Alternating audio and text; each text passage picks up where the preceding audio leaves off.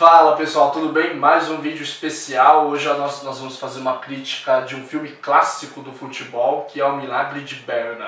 O Milagre de Berna, que se passa no início da década de 50 na Alemanha, né, mostra aí brevemente a reconstrução da sociedade alemã pós-Segunda Guerra Mundial. Para começar, ele é um filme dirigido pelo Sönke Wortmann. Gostou da minha pronúncia em alemão? Você está tossindo. Não, meu alemão é impecável. Sönke Wortmann, mesmo diretor da Papisa Joana, então ele gosta de filmes de época, trabalhar esses conceitos. É um cinema diferente e eu gostei do filme. Ele conseguiu passar mesmo o que foi a época. Destaque para ser atores alemães, Sim, né, com áudio original em alemão. O áudio da final, que eles mostram a final do jogo entre a Alemanha e a Hungria, é a narração original. A narração original do final da Copa, que aconteceu na Suíça, foi feita pelo Herbert Zimmermann. É a clássica narração, ele falando acabou, acabou. E é muito emocionante para quem gosta de futebol, é aquele filme que essencial, arrepia, que emociona e vale muito a pena assistir. Antes de falar realmente do filme, a gente vai dar uma contextualizada no que foi a época de 54, que Sim. foi onde a história se passa. Sim. O filme mostra basicamente uma família alemã em que o pai está ausente há mais de 11 anos, que ele era um soldado de guerra do exército nazista. Sim. E ele está preso na Rússia. Ele está preso na Rússia, os filhos não tiveram essa convivência com o pai, isso mostra ele voltando.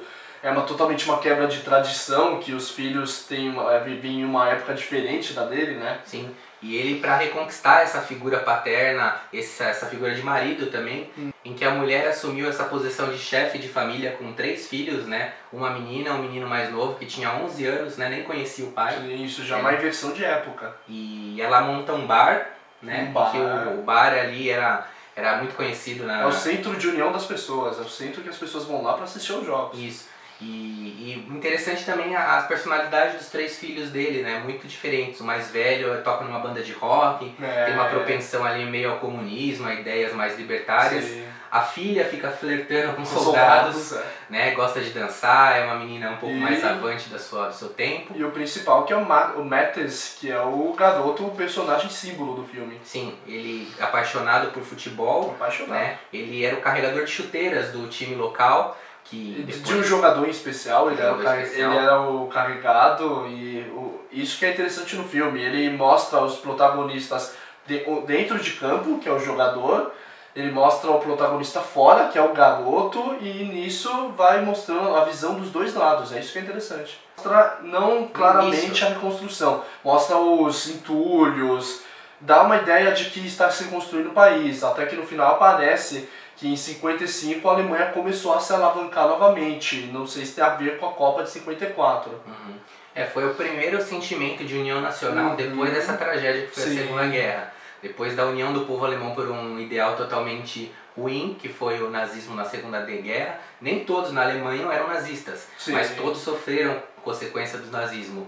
E essa família teve toda a sua história aí traçada por conta da guerra. Sim, a ideia, calma aí. O foco deles era o futebol, mas eles contaram o passado também. Sim.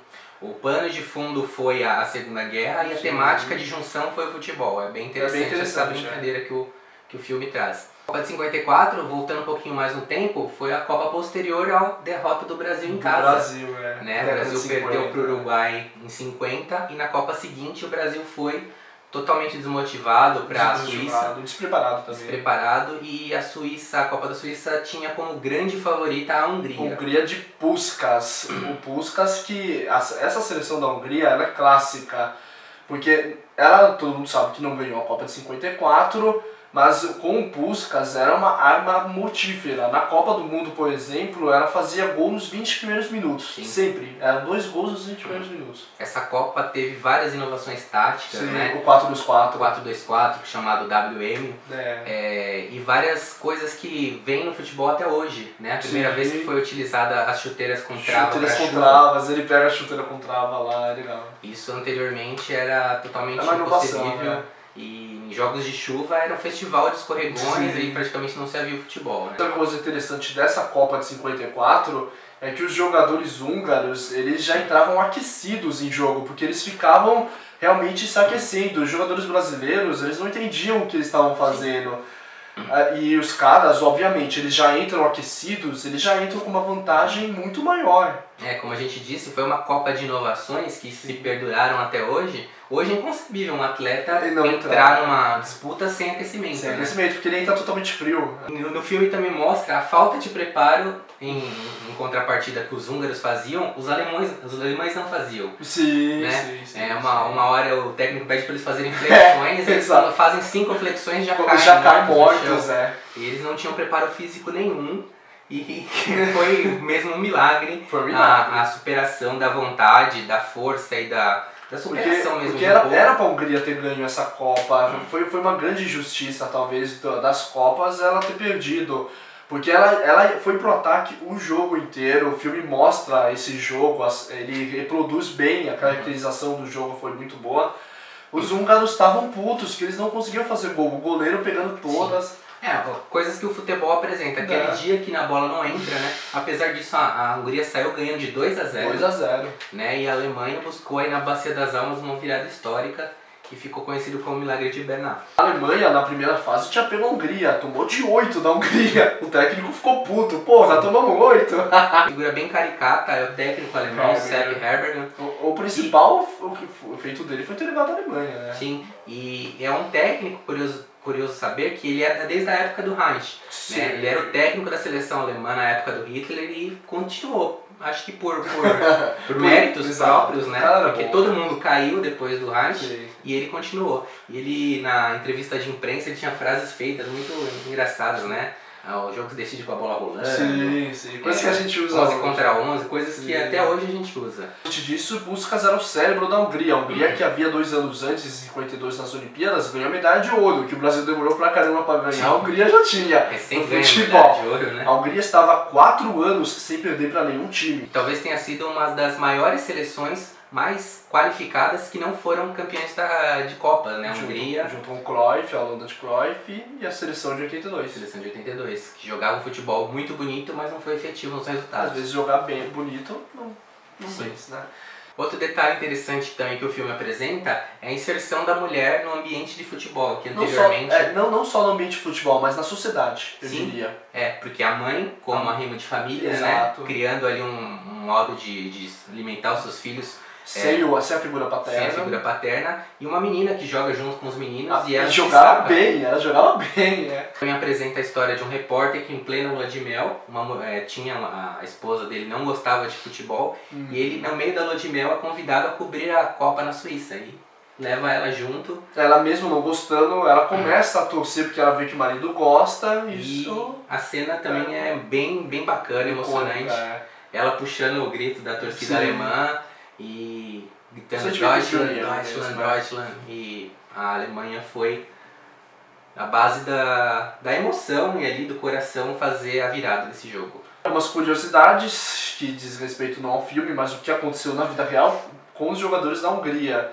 Eles, como perderam, eles foram tratados como traidores da pátria. Muitos foram caçados pelo regime do país, presos. Alguns foram banidos do futebol, muito bizarro isso. Outra curiosidade interessante é que o inventor desse tipo de chuteira para jogar na chuva é um sujeito chamado Adi Dassler, que deu nome a Adidas. Adidas, tá na cara, né? O principal fornecedor de material esportivo hoje do lado da Nike. Por sinal, Adidas, patrocine nosso canal. Valeu. Aqui, ó, imagina ficar Adidas aqui, só. ou então Nike aqui. A gente tá falando...